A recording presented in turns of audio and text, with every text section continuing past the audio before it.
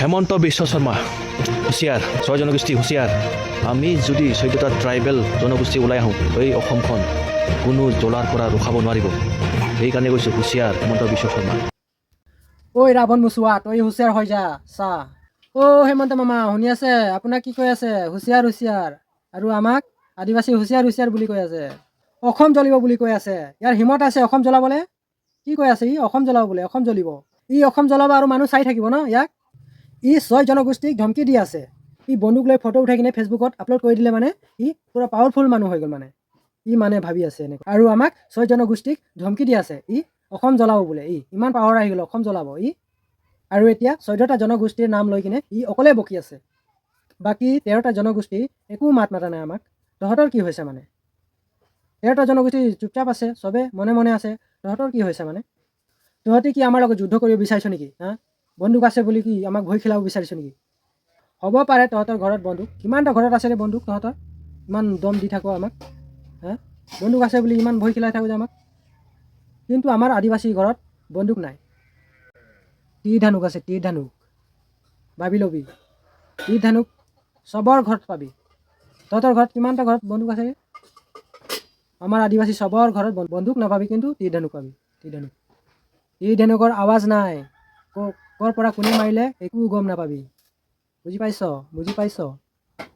হেমন্ত মামা আপুনি শুনি লওক একটা কথা। এই মানুহটো অসম জ্বলাম বুলি কৈ আছে। ইয়াক এৰেষ্ট কৰি লওক, জল্দি জল্দি এৰেষ্ট কৰি লওক। ই অসম জ্বলাব আহিছে। ইয়াৰ কি অধিকাৰ অসম জ্বলাবলৈ?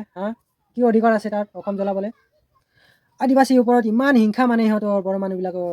চবেই এনেকুৱা নাই, কিন্তু এই 5-10টা মানুহ ইমান বেয়াকৈ কৈ থাকে আদিবাসী মানুহবিলাকক, ইমান হিংসা কৰে কেলে বাৰু? তহঁতৰ বড়ো মানুহবিলাক আমাৰ গাঁৱতে একেলগতে আমি মিলি জুলি থাকোঁ। সিহঁতে ইমান ভালকৈ থাকে, সিহঁতি নামাত মাতে। একেলগতে পঢ়া শুনা, একেলগতে ডাঙৰ দীঘল হৈ আছোঁ আমিবিলাক বড়ো মানুহ। আৰু বহুত কিচিম মানুহ আছে, চব জাতিৰ মানুহবিলাকৰ লগত মিলি জুলি থাকোঁ আমি।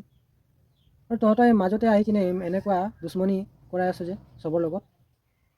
হেমন্ত মামা আপুনি দেখি নাপায় নেকি সিহঁতে ইমান যে আমাক হিংসা কৰি থাকে, আবুল তাবুল বকি থাকে, গালি দি থাকে জাতিৰ নাম লৈ? আপুনি দেখি নাপায় নেকি? না সিহঁতক ভয় কৰে আপুনি? বড়ো মানুহবিলাকক ভয় কৰে নেকি আপুনি?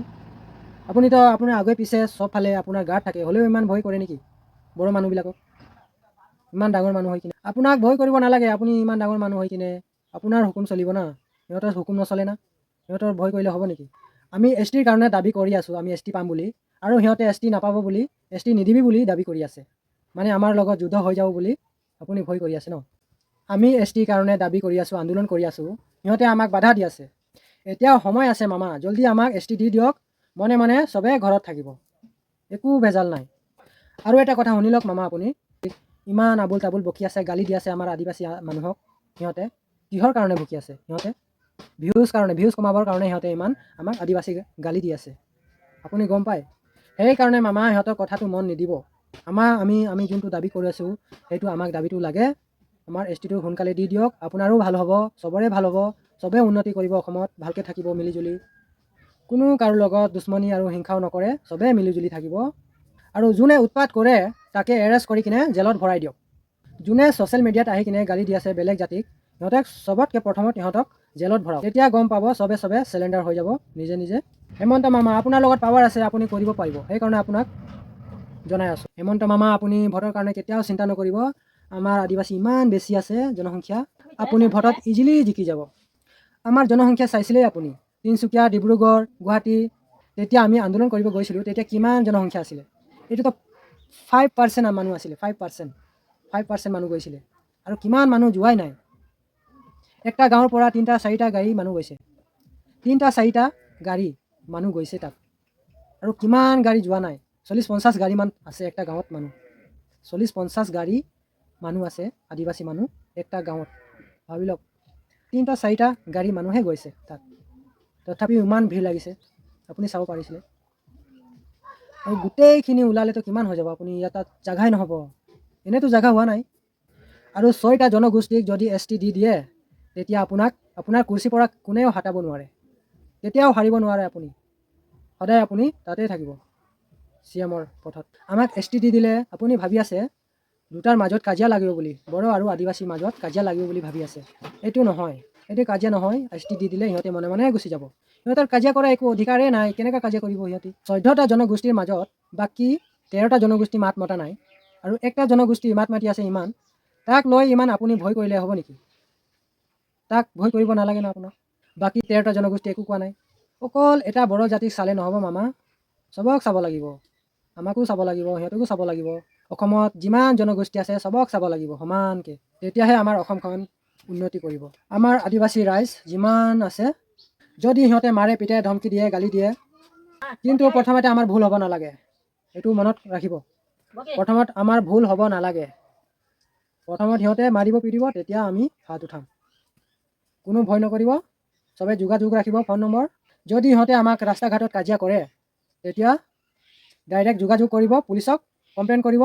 যদি কমপ্লেইন কৰা সময় নাথাকে, সিহঁতে মাৰে তো তহঁতিও মাৰিবি ডাইৰেক্ট। পাছৰ কথা পাছত দেখা যাব, কিন্তু পুলিচক একবাৰ জনাব লাগিবই।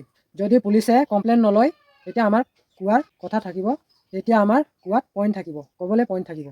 যোনে ছ'চিয়েল মিডিয়াত আহি কিনে গালি দি আছে বেলেগ জাতিক, সিহঁতক চবতকৈ প্ৰথমত সিহঁতক জেলত ভৰাওক, তেতিয়া গম পাব চবে চেলেণ্ডাৰ হৈ যাব নিজে নিজে।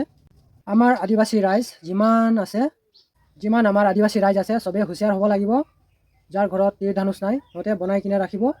আমাৰ আদিবাসী ৰাইজ তীৰ ধনুচ চবে বনাই ৰাখিব, এইটো আমাৰ পৰম্পৰা হয়, আমাৰ জাতিৰ পৰম্পৰা। এইটো চবৰ ঘৰত বনাই কিনে ৰাখিব লাগে, এইটো চবৰ ঘৰত বনাই কিনে ৰাখিব লাগে। আমাৰ নিয়ম নীতি চলে, এইটো চাদি বিয়াটো লাগে, চবেই জানে।